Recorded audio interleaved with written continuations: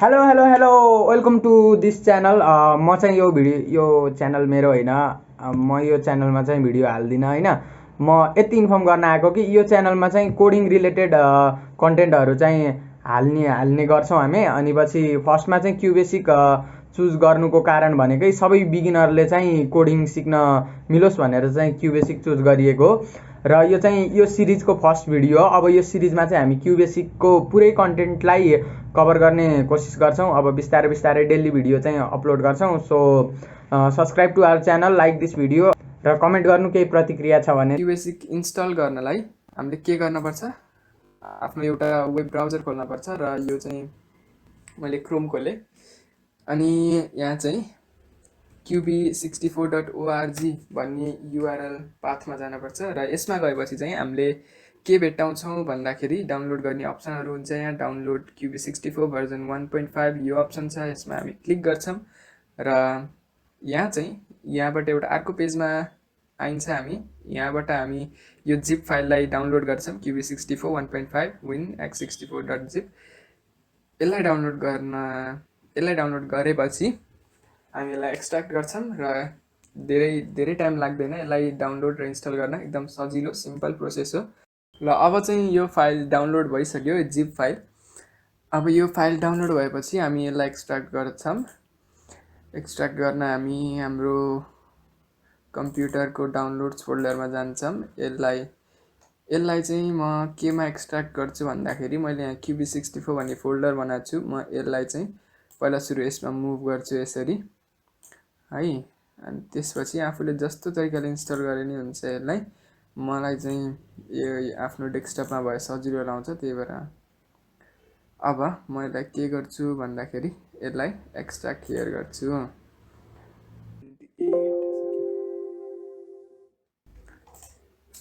ल अब चाहिँ यो फाइल चाहिँ एक्सट्र्याक्ट भइसकेपछि qb64 भन्ने फोल्डरमा आउँछ सबै फाइलहरू। यहाँ चाहिँ यसको सबै चाहिने कुराहरू छ। यहाँ चाहिँ qb64.exe हो हामीलाई चाहिने फाइल। अरू पनि चाहिन्छ, अरू डिलिट गर्नुहुन्न, तर हामीले युज गर्ने चाहिँ यो हो। यसमा चाहिँ यो फाइललाई खोलेपछि यसले यहाँ ओके र डन्ट सो दिस अगेनमा पहिला सुरुमा डन्ट सो दिस अगेन गर्छु र अब यो राम्रोसित इन्स्टल भयो भनेर चेक गर्नको लागि म एउटा कमान्ड हाल्छु। यहाँ चाहिँ अनि यो कमान्ड चाहिँ सबैले याद त्यस्तो बेसी राख्न त पर्दैन, तर यो चाहिँ यो एकदम बेसिक हो, त्यही भएर यसलाई याद राख्दा राम्रो हुन्छ।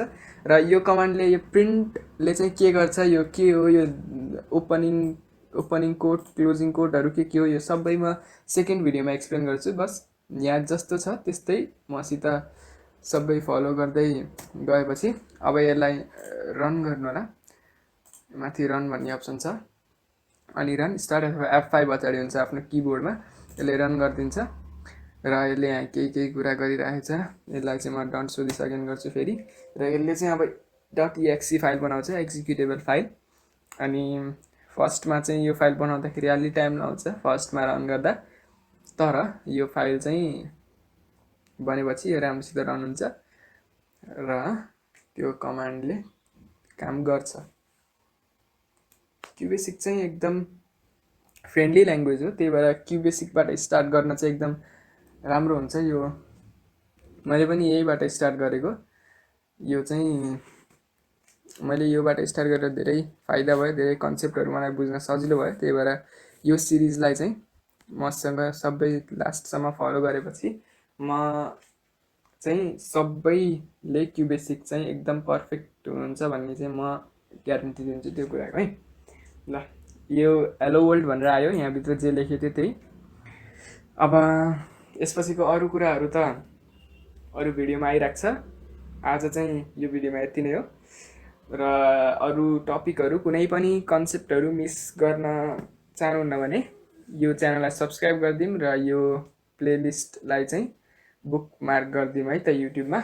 ल यति भनेर चाहिँ म बाई भन्छु है त अब।